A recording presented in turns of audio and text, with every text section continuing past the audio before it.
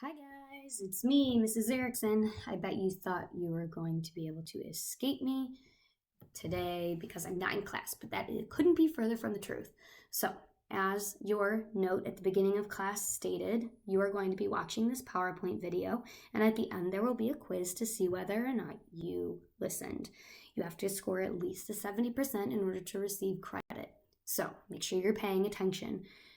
If you don't receive full points, I'm still going to give full credit as long as you get 70% correct. So go back at any point in time and re-listen to something if it didn't make sense. Now, the reason we're listening to this is because at the end of the video, you're going to write a one-page closing argument as if you were Atticus. Now, the closing argument is where you're trying to persuade a jury to find Tom Robinson innocent. Now, what are persuasive appeals? Well, persuasion is getting someone to do what we want them to do, technically. And the three things that go into persuading someone are ethos, pathos, and logos. They are the three pillars of persuasion, or the three most important pieces of persuasion. So here we go. First, we have ethos. That's character or credibility, whether or not we believe someone. Next, we have emotional appeal, which is called pathos, making someone feel some sort of way. And then lastly is logic and reasoning, or logos. It's information that makes so much sense you must believe it or buy it. For example, it is logical that it had to be someone left-handed that hit Mayala's face because it was her right side of her face that was hit. So it makes logical sense that someone left-handed would have hit her. So what is logos exactly? It's the appeal to reason, relies on logic or reasoning. So it often depends on the use of inductive or deductive reasoning. Don't get too hung up on that. It's just the two different ways we find reasoning in something. So inductive reasoning is when you take a specific case, situation, facts, and then you draw generalizations or conclusions from them. But the one that we use the most, and you're probably going to use here, is deductive reasoning. It begins with a generalization and then applies it to a specific case. So if you're like, well, Mrs. Eriksen, what are you talking about? And how am I going to use this when I write my closing argument? Think about the following examples here. All right, so you still might be confused by logic or logos here. So how do we use logic when we're writing or speaking to someone? Well, the first thing you can do is you can provide evidence, of course. Talk about the evidence at the case or the lack of evidence. Classify the evidence, talk about what kind of evidence it is, if necessary.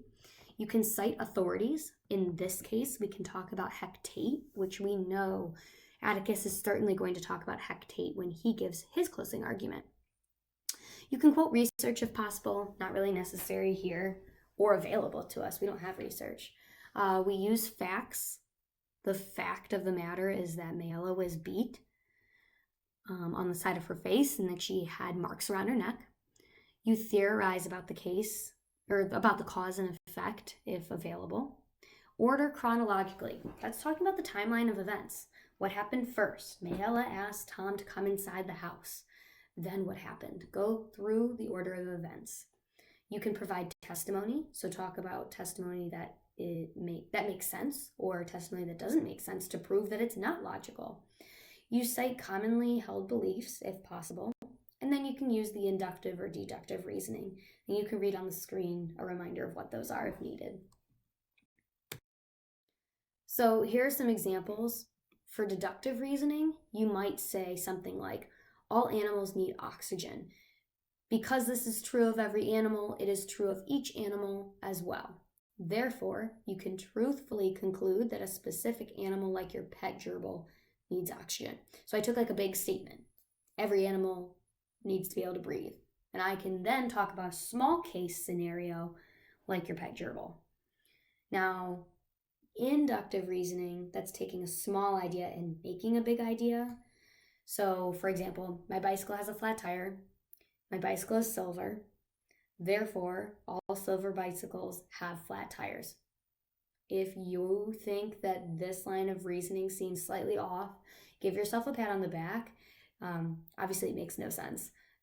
It doesn't make any logical sense. Inductive reasoning is rarely as sound as deductive reasoning because it leaps from a small case or a small understanding or experience to sweeping generalities.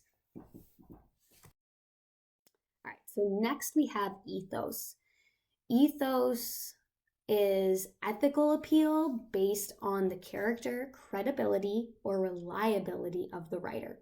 So think to yourself right now, do you believe Atticus right now? Do you believe Mr. Gilmer right now? You might believe both. Why? Because they're both lawyers. Or you might believe one person over the other. You might believe Atticus more simply because we know him better and we know he's a good guy. We don't really know Mr. Gilmer, but nonetheless, he is a lawyer and therefore has credibility. He is certified to serve on this case and uphold the law, if you will. So, there are many ways to establish good character and credibility as an author, or in this case, as a speaker, because we're going to quote unquote speak to the jury. So, you use only credible, reliable sources to build your argument. You talk about those sources properly. You respect the reader by stating the opposing position accurately. You can't just make up information. You have to respect the jury in this case. And then you're going to establish common ground with your audience. So you really have to think about your audience here if you want them to believe you. In this case, we're talking to an audience of jury members in the 1930s who might have had some biases against Tom Robinson. The fact that he's a Black man certainly is something you need to acknowledge to the jury, that you understand that they might not believe him. But is that a reason to convict him to the electric chair? And then, if appropriate for the assignment or whatever you're doing, you disclose why you're interested in the topic. So we're interested here because we've been appointed to protect Tom Robinson. All right, so how do you create ethos when you're writing your closing argument? First, you have to have a strong voice. Atticus isn't going to win over a jury by sounding wishy-washy or unsure of himself, so you need to make sure that you are very clear on your point. You make the audience believe that you're trustworthy with that. You demonstrate that the writer put in research and time, so this is your recess in the case. You're taking time to write the argument. You support reasons with appropriate logical evidence. You present a carefully crafted and edited argument. You demonstrate that the writer knows the audience and respond to them. You show concern about communicating with the audience. And you convince the audience, in this case the jury, that you are reliable and knowledgeable. All right, so next we have pathos, or emotional appeal. Appeals to an audience's needs, values, and emotional sensibilities. This one's probably my favorite. You are trying to get the audience to feel some type of way, if you will, about whatever it is that you are talking about. So an argument, another way to talk about pathos is argument emphasizes reason, but used properly, there's often a place for emotion as well. So you can use sources such as interviews and individual stories to paint a more legitimate and moving picture of reality or illuminate the truth. So you are only supposed to use emotional appeal if it truly supports the claim you are making, not as a way to distract them from the real issues of debate. So you have to already establish ethos and logos before you can use pathos. You have to use logic, and you have to be able to be a trustworthy person to your audience in order for them to feel emotional about your topic. So an argument should never use emotion to misrepresent the topic or frighten people. For example, I'm sure you've seen it in your history classes, with World War II, people used propaganda. Like Hitler used a lot of propaganda to make people feel fearful of the Jews. That is a misrepresentation of pathos. It shouldn't be used that way. Because it's not truthful, it's not persuasive. People only see the flaws in your case if they can see the fact that you're trying to scare them unjustifiably. So make sure that you're using pathos to just make people care about your topic, okay? How do we use pathos? So you can use language that involves the senses: taste, touch, sound, smell. Okay. You include biases or prejudice. Again, you have to pay attention to your audience. They have prejudice against Tom Robinson because of the color of his skin. How do you make them see beyond the fact that there's, this race element involved in the case? You can use anecdotes, which are personal experiences or stories. Talk about what a good guy Tom is. Talk about the fact that, he's worked, like Link Diaz said when he interrupted the case. Link Diaz said what a good guy Tom was. That's pathos. You're talking about how good-natured Tom is. Use connotative language, words that carry strong emotion. So you guarantee, when you say something like guarantee, it makes us feel a degree of trust. If someone guarantees something, we believe that we will get what we were promised. All right, so then you can talk about descriptions. You can use figurative language. And then you develop tone. How do you feel as the speaker? How are you going to get people to feel that same way? All right, time for the quiz. If you zoned out on any of the slides I went over already, then you need to go back and rewatch because our quiz is coming next. Again, if you don't get at least 70%, you are getting a 0 on this quiz. I don't want that. Neither do you. I'm giving you full credit if you get at least 70% of these right. Yes, I will be checking Edpuzzle and giving you a grade for this because it is extremely important. If you don't understand ethos, pathos, and logos, you're not going to effectively write your own closing argument, nor are you going to be able to understand what Atticus is saying when we look at his closing argument tomorrow. All right, here we go. So, is it ethos, pathos, or logos when the following statement is said? As a doctor, I am qualified to tell you that this course of treatment will likely generate the best results. So the answer is ethos. As a doctor, that's your first clue. Ethos is persuasion related to the credibility of the persuader. The doctor is the one persuading you. He is clearly credible to tell you about a course of treatment because he's a doctor. All right? So number 1 here on this slide. My 3 decades of experience in public service, my tireless commitment to the people of this community, and my willingness to reach across the aisle and cooperate with the opposition makes me the ideal candidate for your mayor. Take a guess. And then the next one, you should consider another route. I heard that the street is far more dangerous and menace at night than during the daytime. Think about the words there. Dangerous. All right. First one is ethos, of course. So he has the credibility, whoever he or she, because of their decades of experience, as they say, and commitment to the people. They should sound like a trustworthy person because they have lots of experience. And then the second one is pathos, the use of danger.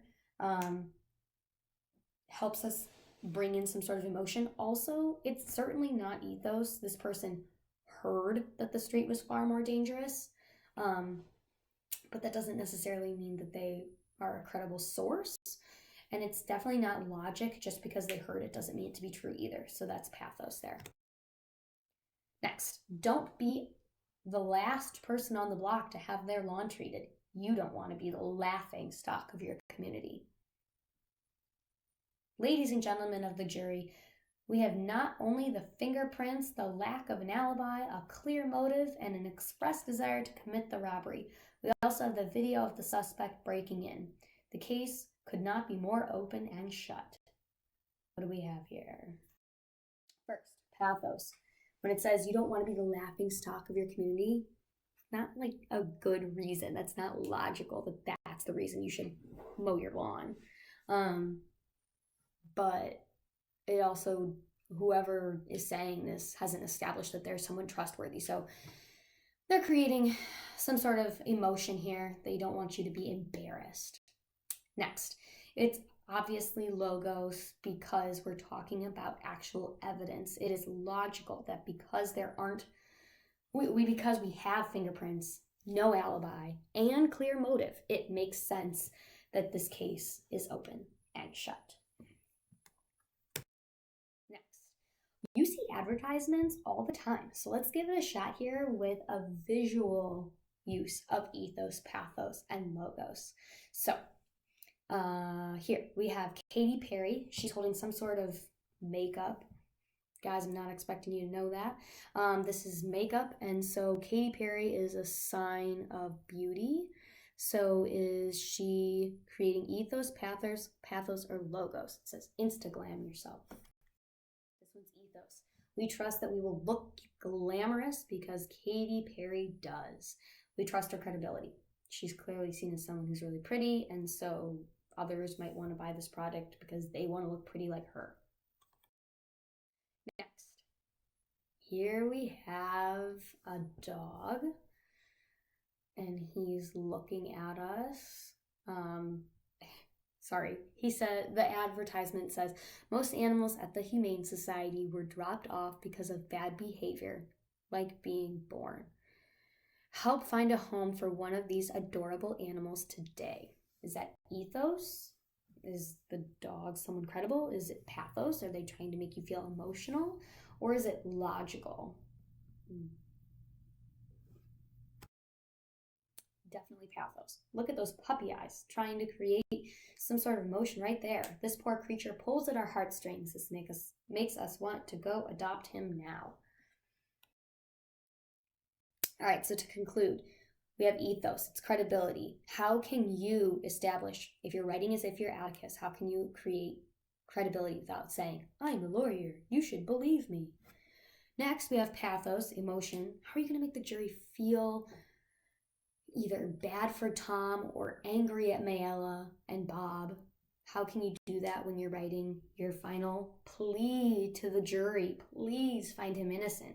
We're obviously not going to beg, so how can you create emotion? And then finally, logic. Talk about the evidence here. Talk about the testimonies that you heard when your witnesses were up on the stand. How is it logical that Tom couldn't have committed the crime? How is it logical that someone else could have done it? All right, next steps. Time to write your closing argument. It needs to be 1 page at minimum, 1 side of a piece of notebook paper. I have extra notebook paper over on the table by the editing stations. And then you're going to summarize the evidence and testimony. Start there. If you don't know where to start by summarizing evidence and testimony. Don't worry about ethos, pathos, and logos if I totally threw you off your track. Think about the fact that you want to appeal to the jury that Tom is innocent. Call out the flaws. All right, and then as an added bonus, I want you to try using ethos, pathos, and logos to convince the jury that Tom is innocent. This assignment is due by the end of class. If you don't finish by the end of class, finish writing that closing argument, brain fart. If you don't finish writing it by the end of class, then you need to finish it for homework, because tomorrow in class, we're going to try reading each other's closing arguments, and then you're going to hear from Atticus, and we can kind of compare our closing arguments to his. So remember, Atticus's closing argument is one of the most highly respected pieces of writing in all of literature, and there's a lot of reasons why. So give it your best shot. Write any comments or questions you have on Google Classroom if you need any help. And I look forward to seeing you all tomorrow. Have a great day. Good luck.